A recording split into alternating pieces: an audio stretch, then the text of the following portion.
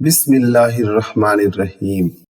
مکہ میں پیارے رسول صلی اللہ علیہ وآلہ وسلم کو اسلام کی دعوت دیتے ہوئے 10 سال گزر چکے تھے۔ مکہ کے گلی کوچوں میں ہر طرف اسلام کے چرچے تھے۔ بہت سے مرد اور بہت سی عورتیں مسلمان ہو چکی تھیں، کچھ بچے بھی مسلمان ہو چکے تھے۔ پیارے نبی صلی اللہ علیہ وآلہ وسلم کی زبان مبارک میں یہ اثر تھا کہ جو بھی آپ کی زبان سے حق کی آواز سنتا آپ کے صحابہ کرام میں شامل ہو جاتا اور آپ صلی اللہ علیہ وآلہ وسلم پر جان نثار کرتا۔ یہ حالت دیکھ کر مکہ کے کافر بہت جھنجھلاتے، رسول اللہ صلی اللہ علیہ وآلہ وسلم کو جادوگر کہتے اور لوگوں کو روکتے اور ان پر زور ڈالتے کہ ان کی باتیں نہ سنو۔ ایک بار کی بات ہے، انہی دنوں یمن کے ایک مشہور شاعر طفیل مکہ میں آئے۔ یہ اپنے قبیلے کے سردار تھے اور یمن کے لوگ ان کو بہت مانتے تھے۔ جب یہ مکہ پہنچے تو مکہ والوں نے ان کا بڑا شاندار استقبال کیا اور بڑی عزت سے پیش آئے، مگر مکہ والوں کو یہ فکر ستا رہی تھی کہ اگر کہیں طفیل نے محمد صلی اللہ علیہ وسلم کا کلام سن لیا یہ بھی ضرور مسلمان ہو جائیں گے۔ اس لیے مکہ والوں کے لیے طفیل کا یہاں آنا ایک بڑا حادثہ بن گیا۔ طفیل نے ان کو بڑی فکر میں ڈال دیا۔ سب سمجھدار لوگ مل جل کر بیٹھے، آپس میں مشورہ کیا اور یہ طے پایا گیا کہ جیسے بھی ہو طفیل کو آپ صلی اللہ علیہ وسلم سے ملنا نہ دیا جائے۔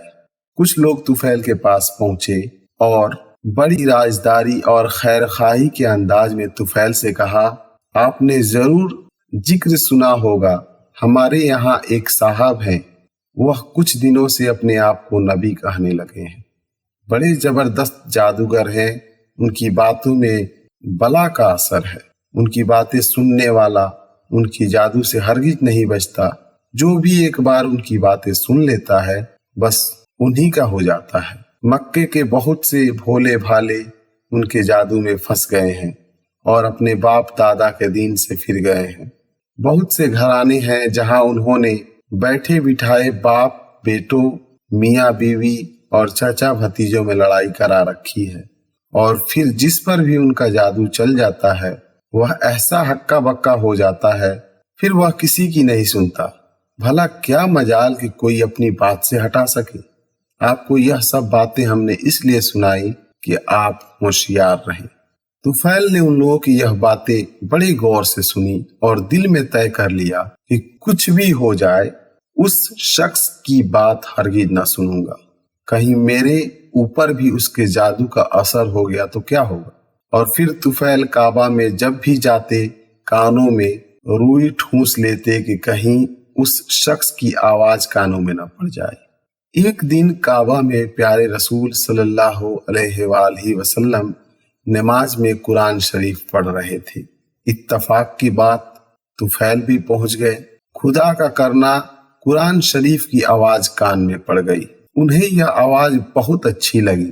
پہلے تو ٹھٹکے لیکن پھر سوچا کہ خود شاعر ہوں، اچھی بری بات کو سمجھتا ہوں، کلام کی باریکیاں اور خوبیوں سے میں تو واقف ہوں، کیا میں اتنا بھی نہیں سمجھ سکتا کہ کون سی بات میرے لیے اچھی ہے اور کون سی بات میرے لیے بری؟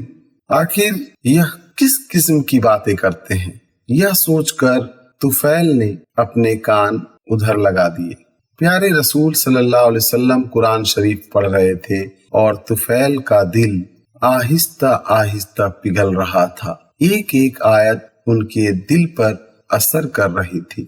رسول اللہ صلی اللہ علیہ وآلہ وسلم نے جب نماز ختم کی اور آپ گھر جانے لگے تو طفیل بھی پیچھے پیچھے ہو لیے۔ رسول اللہ صلی اللہ علیہ وسلم جب اپنے دروازے پر پہنچے تو ایک آواز آئی، حضرت مجھے بھی اندر چلنے کی اجازت دیجیے۔ پیارے نبی صلی اللہ علیہ وسلم نے مڑ کر دیکھا کہ یمن کے معزز سردار طفیل آپ سے اندر چلنے کی اجازت مانگ رہے ہیں۔ رسول اللہ صلی اللہ علیہ وسلم بڑی عزت سے انہیں گھر کے اندر لے گئے، اپنے پاس بٹھایا اور آنے کی وجہ پوچھی۔ طفیل نے اپنی پوری واقعہ سنائی۔ پیارے نبی صلی اللہ علیہ وسلم نے بڑے دلچسپی سے طفیل کی واقعہ سنی۔ پھر طفیل نے کہا، حضور مجھے اپنی کچھ باتیں سنائیے۔ رسول اللہ صلی اللہ علیہ وسلم نے قرآن کی چند آیتیں پڑھ کر سنائی۔ طفیل بڑے غور سے قرآن کی آیتیں سن رہے تھے اور انہیں ایسا معلوم ہو رہا تھا کہ دل کی سیاہی دھیرے دھیرے دھل رہی ہے، غفلت کے پردے اٹھ رہے ہیں اور حقیقت کا جمال ان کی آنکھوں کو روشن کر رہا ہے۔ جب پیارے رسول صلی اللہ علیہ وسلم تلاوت فرما چکے تو طفیل نے کہنا شروع کیا، اس خدا کی قسم جس نے مجھے پیدا کیا، میں نے عرب کا ایک سے ایک اچھا کلام سنا ہے، مگر آج تک ایسا اونچا اور پاکیزہ کلام کبھی نہیں سنا۔ یہ کلام تو سراسر ہدایت ہے، سراسر نور ہے، سراسر انصاف ہے۔ اس سے منہ موڑنا ہدایت سے منہ موڑنا ہے۔ خدا کی قسم یہ کسی انسان کا کلام ہو ہی نہیں سکتا، یہ انسانوں کے پیدا کرنے والے خدا کا کلام ہے۔ طفیل کہے جا رہے تھے اور رسول اللہ صلی اللہ علیہ وسلم کا دل ان کی ہدایت پر باغ باغ ہو رہا تھا۔ پھر آپ صلی اللہ علیہ وسلم نے طفیل کو اسلام کا کلمہ پڑھایا اور ایمان کے نور سے ان کے سینے کو جگمگا دیا۔ یمن کا یہ معزز مہمان اب ایمان کی عزت بھی پا چکا تھا۔ مکہ میں داخلے کے وقت صرف دنیا کی عزت حاصل تھی، اب اسے دین کی عزت بھی حاصل ہو گئی۔ جب طفیل نے یمن کو واپسی کا ارادہ کیا تو پیارے رسول صلی اللہ علیہ وسلم سے عرض کیا، حضور میرا سینہ تو نور ایمان سے جگمگا اٹھا، لیکن میرا قبیلہ اور گھر کے لوگ تو کفر کے اندھیرے میں پھنسے ہوئے ہیں۔ یا رسول اللہ صلی اللہ علیہ وسلم دعا فرمائیے کہ اللہ تعالیٰ انہیں بھی ایمان کی دولت بخشے۔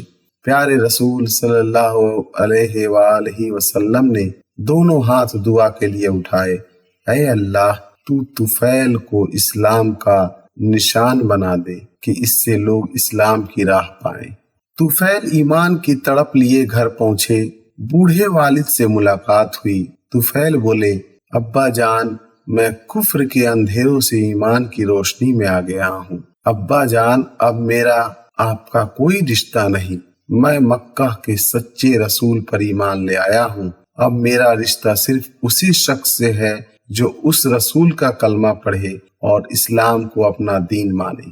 طفیل کی یہ دل سے نکلی ہوئی باتیں سن کر والد سوچ میں پڑ گئے۔ اچھا، ایمان میں یہ قوت ہے کہ اس سے باپ بیٹے کا رشتہ بھی ختم ہو سکتا ہے۔ کیا ایمان کا رشتہ باپ بیٹے کے رشتے سے بھی زیادہ ہے؟ طفیل کے باپ عمرو دوسی نے سوچا اور اپنے بیٹے سے کہا، طفیل لاؤ ہمیں بھی سناؤ اس رسول کی باتیں۔ طفیل نے سمجھا کر باپ کو اسلام کا پیغام سنایا۔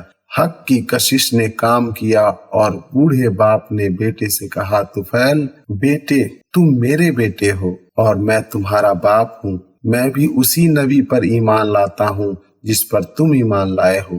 طفیل کی آنکھیں خوشی سے جھوم پڑی اور بولے، ابا جان چلیے غسل فرما لیجیے اور اسلام کا کلمہ پڑھ کر اللہ کے پیارے بن جائیے۔ عمرو دوسی نے غسل کیا، کلمہ شہادت پڑھا اور اسلام کی دولت سے مالا مال ہو گئے۔ باپ کے بعد محبت کرنے والی بیوی سے ملاقات ہوئی۔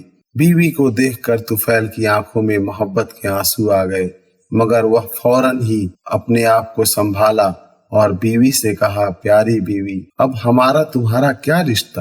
میں تو مکہ والے نبی پر ایمان لا چکا ہوں اور تم ایمان کی روشنی سے محروم ہو۔ میں اسلام کی روشنی میں چل رہا ہوں اور تم کفر کے اندھیرے میں بھٹک رہی ہو۔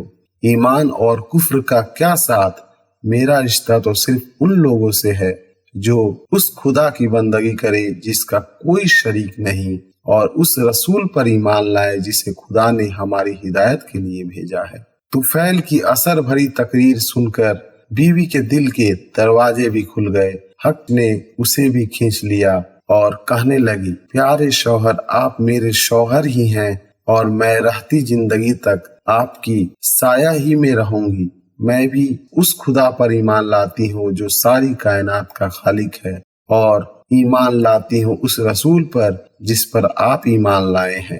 طفیل کا دل خوشی سے اچھل رہا تھا۔ ان کا چہرہ حق کی فتح پر چمک رہا تھا اور وہ یہ سوچ رہے تھے کہ کتنی کشش ہے ایمان میں۔